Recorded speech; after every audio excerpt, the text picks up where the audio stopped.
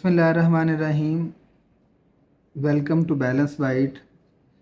Advance financial accounting में आज हम क्वेश्चन नंबर 2 सॉल्व करेंगे, यानी 14A2। लेकिन 14A2 से पहले कुछ बेसिक कॉन्सेप्ट्स हैं, उनको हम डिस्कस कर लेते हैं। अगर हम बिज़नेस की बात करें तो आप और बिज़नेस को हम डिस्कस करें अगर ऑनरशिप के पॉइंट ऑफ व्यू से, तो ज़रा हम 3 तरह के बिज़नेस पढ़ के आए हुए हैं। एक थे सोल ट्रेडर, एक था पार्टनरशिप और एक था कंपनी। तो सोल ट्रेडर ऐसा बिजनेस होता है जिसका सिंगल ओनर होता है। हमने सोल ट्रेडर की अकाउंटिंग चैप्टर नंबर 1, 2, 3, 4 में पढ़ी है। पार्टनरशिप में जो हमने जाके आपकी ही बुक के चैप्टर नंबर 12 में जाके जो है ना, वो हमने पार्टनरशिप को डिस्कस किया था। और कंपनी ऑर्गेनाइजेशन जो है ये आप स्टार्ट कर रहे हैं चैप्टर नंबर 4 से। अब सोल ट्रेडर ऐसे बिजनेस होते हैं जिसमें सिंगल ओनर होता है और सिंगल ओनर ने खुद ही मैनेज और कंट्रोल करना है। पार्टनरशिप में हमने पढ़ा था कि बैंकिंग बिजनेस के लिए 2 और ज़्यादा से ज़्यादा 10, और बाकी बिजनेस के लिए 2 और ज़्यादा से ज़्यादा 20 लोग होते हैं। और कंपनी में हमने कहा था कि बहुत ज़्यादा लोग होते हैं, बहुत ज़्यादा शेयर होल्डर्स होते हैं, इसलिए वहाँ पे नंबर ऑफ़ ऑनर ज़्यादा हो जाते हैं। अब अगर हम बात करें कि कैपिटल कैसे मैनेज करना है, कैपिटल मैनेजमेंट की बात कर लें या सोर्सेज की बात कर लें, तो जो सोल ट्रेडर वाला बिजनेस है, इसमें सारे का सारा जो कैपिटल मैनेज करना है वो सिंगल ओनर ने करना है। और पार्टनरशिप में सारे का सारा जो कैपिटल है वो जितने उसके पार्टनर्स हैं उन पार्टनर्स ने अरेंज करना है। कंपनी में जो कंपनी और ऑर्गेनाइजेशन है उसके अंदर जो कैपिटल मैनेज किया जाता है वो किया जाता है शेयर्स को इशू करके। शेयर इशू कह लें या आपकी बुक के अंदर जो वर्ड यूज़ होता है वो स्टॉक इशू कह लें। अब सबसे पहली बात यह है कि व्हाट इज़ स्टॉक या शेयर। स्टॉक और शेयर एक सर्टिफिकेट होता है जो कंपनी की तरफ से दिया जाता है कि आपने इस कंपनी में, फॉर एग्जांपल ABC कंपनी में इतनी इन्वेस्टमेंट की है। तो जितनी इन्वेस्टमेंट आपने किसी कंपनी में की है और आपने उस कंपनी को पैसा दिया है, तो आपकी इन्वेस्टमेंट के अगेंस्ट, आपके पैसे के अगेंस्ट जो आपको प्रूफ दिया जाता है कि जिससे आप ये साबित कर सकें कि आप इस कंपनी के ओनर हैं, आपने इस कंपनी में इन्वेस्टमेंट की हुई है, आप इस कंपनी के स्टॉक होल्डर हैं या शेयर होल्डर हैं, उस सर्टिफिकेट को कहा जाता है शेयर। अब एक शेयर की जो पार वैल्यू होती है या बुक वैल्यू होती है, जिसको हमने लास्ट वीडियो में डिस्कस भी किया था 100 वाला नोट दिखा के, कि जो उसके ऊपर प्रिंटेड प्राइस होती है उसकी पार वैल्यू होती है। अब कैपिटल की जब वो भी पार वैल्यू होगी, वो या कोई शेयर 10 रुपये का होता है, या कोई 100 रुपये का होता है, या कोई 50 रुपये का होता है, ये डिफरेंट शेयर्स होते हैं। डिफरेंट स्टॉक कह लें, शेयर्स कह लें, एक ही बात है। अब जिस बंदे ने जितने शेयर खरीदने हैं उसको मल्टीप्लाई बाय 10 कर देगा या 100 कर देगा या 50 कर देगा, तो उसकी टोटल इन्वेस्टमेंट किसी भी कंपनी के अंदर आ जाएगी। अब जो आप शेयर, अब ये जो शेयर होती है ये हम इशू करते हैं बेसिकली जर्नल पब्लिक को। तो जर्नल पब्लिक से हम पैसा इकट्ठा करते हैं कंपनी के कैपिटल का, और उस पैसे के अगेंस्ट हम उनको शेयर दे देते हैं, स्टॉक दे देते हैं, और फिर उस पैसे के अगेंस्ट हर साल प्रॉफिट में से जो हिस्सा होता है वो भी हम उनको देते हैं। ठीक है। तो अब ये जो कैपिटल हमने इकट्ठा किया, या कैपिटल स्टॉक भी इसको इस बुक में कहा जाता है, इकट्ठा किया, इसकी आगे बहुत सारी टाइप्स हैं। अब हम उसकी टाइप्स को ज़रा डिस्कस कर लेते हैं। मेजर जो टाइप हैं वो 2 टाइप हैं। एक होता है कॉमन स्टॉक और एक होता है प्रेफर्ड स्टॉक। अब जो कॉमन स्टॉक और प्रेफर्ड स्टॉक में फ़र्क क्या है कि इन जैसे अपने नाम से रिप्रेजेंट कर रहा है कि इनको प्रेफर दी जाती है हर चीज़ में। यानी अगर आपने डिविडेंड देना है तो भी सबसे पहले इनको देना है। अगर आपने इनको लिक्विडेशन के तौर पे एसेट देने हैं तो भी इनको प्रेफर किया जाएगा। तो यानी मतलब जब डिविडेंड देना है तो सबसे पहले इनको प्रेफरेंस देंगे, जब लिक्विडेशन में एसेट की डिस्ट्रीब्यूशन होनी है तब भी इनको सबसे पहले प्रेफर किया जाएगा। ठीक है जी। और इनका जितना भी डिविडेंड होता है वो क्यूमुलेटिव होता है। क्यूमुलेटिव का मतलब है कि अगर इनको एक साल आपने डिविडेंड नहीं दिया तो दूसरे साल आप 2 साल का इकट्ठा डिविडेंड देंगे, लेकिन इनके पास वोटिंग राइट नहीं होता, नो वोटिंग राइट। लेकिन जो कॉमन स्टॉक होल्डर होते हैं इनके पास जो सबसे बड़ी पावर होती है वो वोटिंग राइट की होती है। ये वोट डाल के डायरेक्टर्स वगैरह डिसाइड करते हैं, कमेटीज़ को डिसाइड करते हैं, कमेटियाँ बनाते हैं, डायरेक्टर बनाते हैं। लेकिन प्रेफर्ड स्टॉक से जो सब कुछ बचता है वो इन गरीबों को मिलता है, कॉमन स्टॉक होल्डर्स को। तो अब जो प्रेफर्ड स्टॉक है इनकी भी 2-3 टाइप हैं जो यहाँ पे इस चैप्टर में बात हुई है, उनको हम डिस्कस कर लेते हैं। सबसे पहले है cumulative profit, cumulative preferred stock. अब जो क्यूमुलेटिव प्रेफर्ड स्टॉक है इसका मतलब अगर किसी भी प्रेफर्ड स्टॉक के साथ क्यूमुलेटिव का वर्ड लिखा होगा तो इसका मतलब है कि आपने अगर 2 साल 3 साल 4 साल भी आपने डिविडेंड नहीं दिया तो अगर आप 5वें साल देंगे तो फिर 5 साल का इकट्ठा डिविडेंड देंगे। क्यूमुलेटिव पिछले सालों का डिविडेंड जो है वो इकट्ठा होता रहता है, आपने इनको हर हाल में लाजमी तौर पे डिविडेंड देना होता है। और प्रेफर्ड स्टॉक में डिविडेंड की एक ख़ास परसेंटेज होती है, वो परसेंटेज हम इनके शुरू में लिख देते हैं। उसके बाद जी जो दूसरी तरह के आपके होते हैं वो होते हैं कॉलेबल प्रेफर्ड स्टॉक। ऐसे स्टॉक जिनको कंपनी शेयर होल्डर से वापस खरीद ले उनको हम कहते हैं कॉलेबल प्रेफर्ड स्टॉक। ये इशू करते वक्त ही शेयर होल्डर्स को, आवाम को, कस्टमर्स को बता दिया जाता है कि हम आपको ये share callable preferred share issue कर रहे हैं और ये 2 साल बाद 3 साल बाद हम आपसे वापस ले लेंगे। तो जिस प्राइस पे वापस लेंगे उस प्राइस को कहते हैं कॉल प्राइस। फॉर एग्ज़ाम्पल आज आपने एक 100 रुपये वाला शेयर ख़रीदा तो कंपनी आज ही आपको कहेगी कि 3 साल बाद हम आपसे ये शेयर 105 रुपये का वापस लेंगे। तो ये जो 105 रुपये है ये इसको कहते हैं कॉल प्राइस। लास्ट वन है पार्टिसिपेटिंग प्रेफर्ड स्टॉक।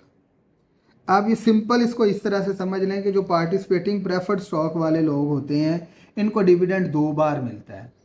कैसे? फॉर एग्ज़ाम्पल अगर आपके पास 1 लाख का डिविडेंड है उसमें से पहले आपने प्रेफर्ड स्टॉक वालों को दे दिया 4 लाख का, तो आपके पास बच गया 6 लाख रुपया। फिर आपने 2 लाख रुपया कॉमन स्टॉक होल्डर्स को दे दिया तो फिर आपके पास बच गया 2 लाख। तो ये जो 2 लाख है ये दोबारा आप पार्टिसिपेटिंग प्रेफर्ड स्टॉक होल्डर्स के दरमियान रेशो के साथ डिवाइड कर देंगे। तो ऐसे स्टॉक जिनके ऊपर 2 बार डिविडेंड मिले उनको हम कहते हैं प्रेफर्ड स्टॉक।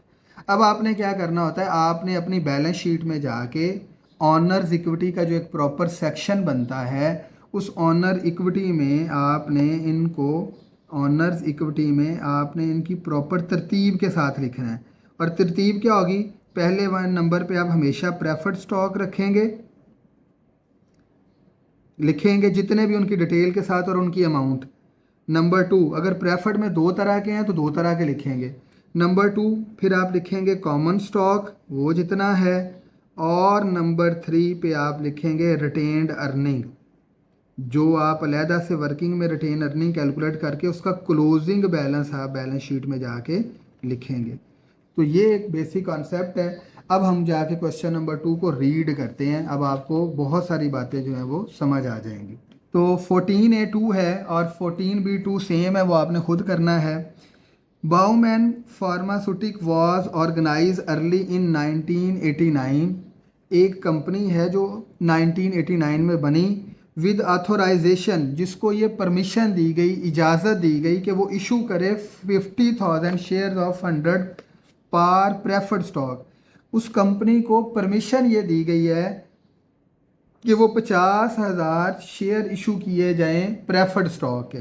ये जितने भी आपने शेयर इशू करने होते हैं ये सारे के सारे कंपनी के मेमोरेंडम में लिखे जाते हैं।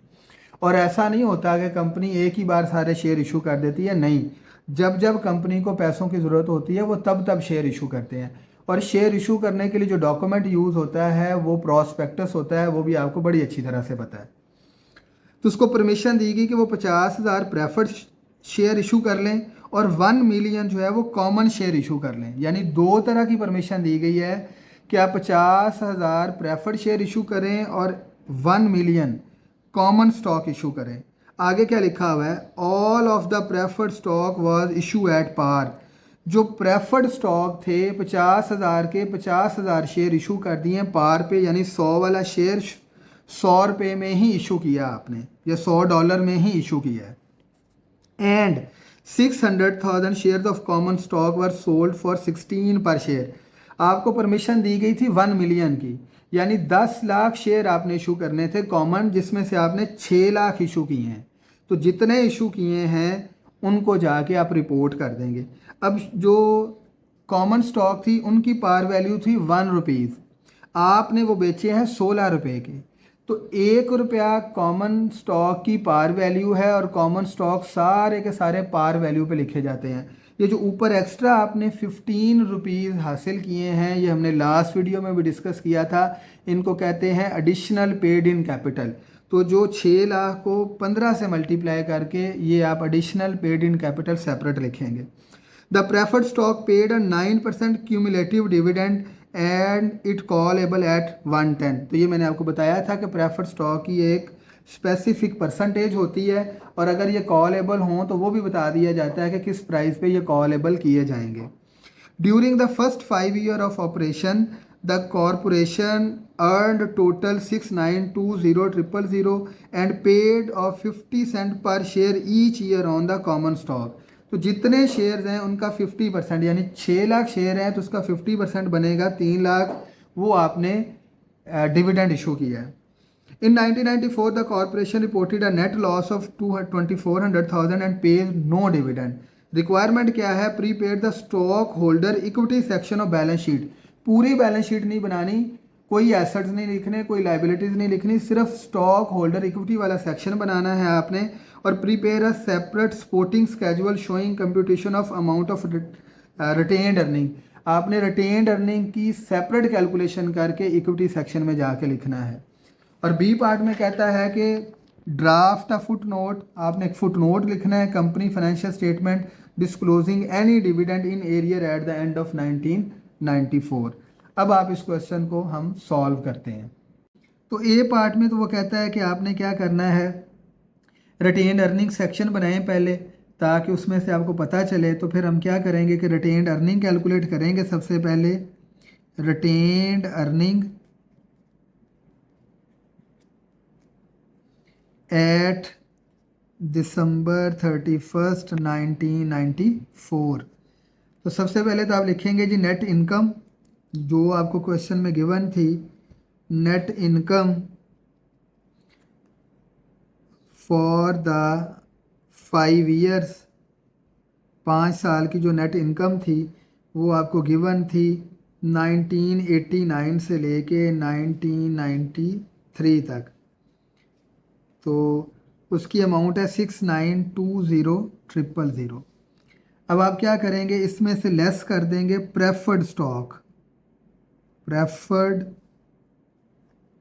डिविडेंड, क्योंकि नेट प्रॉफिट में से डिविडेंड पे करना होता है। तो 50,000 शेयर थे, एक शेयर 100 रुपये का था, तो जो अमाउंट आएगी उसके ऊपर 9% आपने डिविडेंड देना है और 5 सालों के लिए देना है। तो वो हम कैलकुलेट कर लेंगे।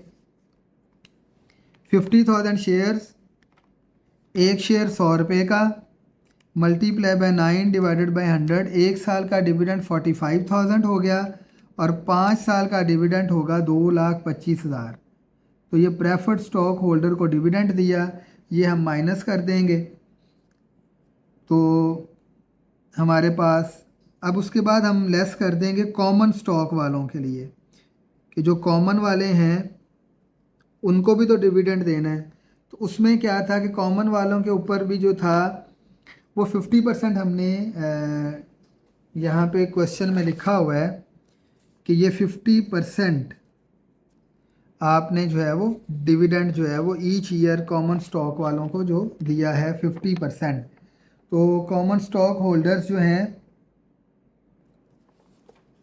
वो 6 लाख शेयर हैं, shares of common stock 6 lakh रुपए के। तो 6 लाख शेयर्स के ऊपर 6 लाख शेयर्स और उसके ऊपर 50% आपने डिस्काउंट देना है और वो 5 ईयर के लिए देना है। तो वो अमाउंट आ जाएगी हमारे पास 6 lakh multiply by 50 divided by 100 multiply by 5। तो ये 15 लाख रुपए की ये एक अमाउंट आ जाएगी। इसको भी हम माइनस करेंगे तो हमारे पास आंसर आ जाएगा 3170,000। फिर हम इसमें से लेस कर देंगे नेट लॉस जो कि 1994 में हुआ, हमें लॉस वो गिवन था और वो लॉस था 24 लाख रुपए का। तो वो लॉस भी हम माइनस करेंगे तो हमारे पास रिटेन्ड अर्निंग आ जाएगी 7,70,000 की। यानी रिटेन्ड अर्निंग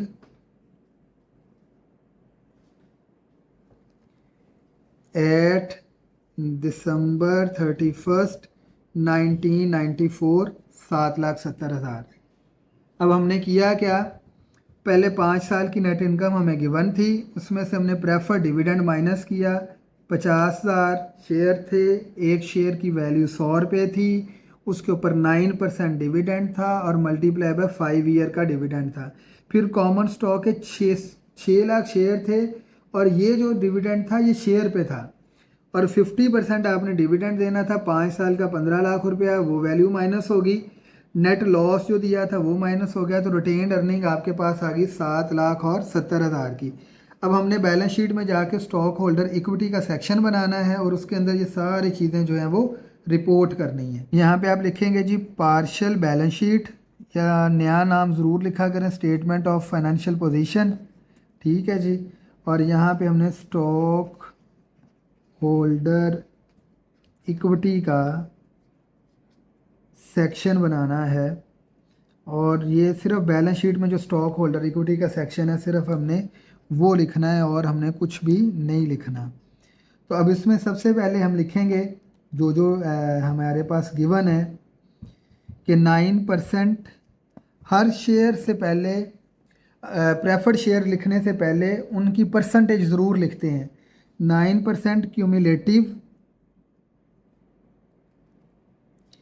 प्रेफर्ड शेयर, और वो कितने के हैं आपको पता है कि 50,000 शेयर हैं और एक शेयर 1 लाख रुपए का है। तो वो आ जाएगा 50 लाख।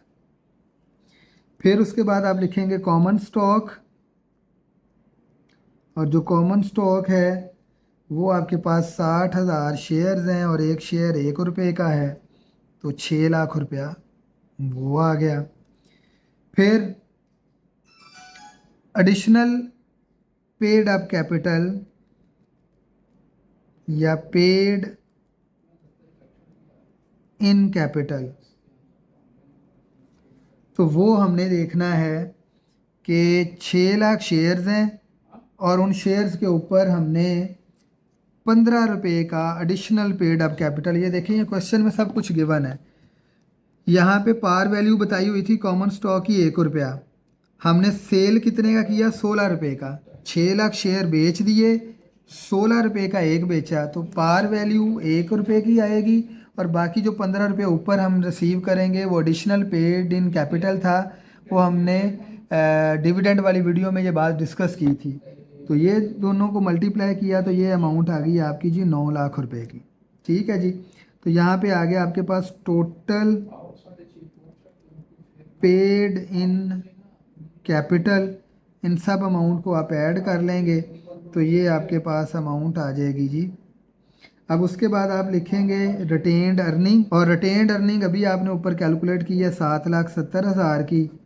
तो जो हमारे पास आंसर आ जाएगा वो 1537 और उसके साथ 3 ज़ीरो और ये आ गई टोटल स्टॉक होल्डर इक्विटी। ठीक है जी। अब इस पूरे क्वेश्चन को मैं 2 मिनट में समराइज कर देता हूँ। हमारे पास जितने प्रेफर्ड शेयर्स थे उनके ऊपर 9% के हिसाब से 5 साल का डिविडेंड पे किया। कॉमन स्टॉक जितना हमने बेच दिया उसके ऊपर 5 साल का डिविडेंड पे किया और नेट लॉस रिपोर्ट किया तो रिटेन्ड अर्निंग आ गई। अब बैलेंस शीट में हम क्या लिखेंगे, 9% हमारे प्रेफर्ड शेयर्स हैं, 50,000 शेयर और एक शेयर 100 रुपये का। कॉमन स्टॉक हमारा ये आ गया। एडिशनल पेड अप कैपिटल ये 16 रुपये के बेचे थे। कैपिटल हमेशा पार वैल्यू से लिखा जाता है, ऊपर जितना पैसा होगा वो एडिशनल पेड इन कैपिटल कहलाएगा, वो हम यहाँ पे लिखेंगे। इन तीनों अमाउंट को ऐड कर लिया तो टोटल पेड इन कैपिटल आ गया। रिटेन्ड अर्निंग हमने यहाँ से कैलकुलेट की हुई थी। तो आपका बैलेंस शीट में स्टॉक होल्डर इक्विटी सेक्शन में 15,37,000 रुपये की अमाउंट लिखी जाएगी। किसी किस्म की कोई क्वेरी हो तो कमेंट सेक्शन में जाके मैसेज कर लें। Thank you very much.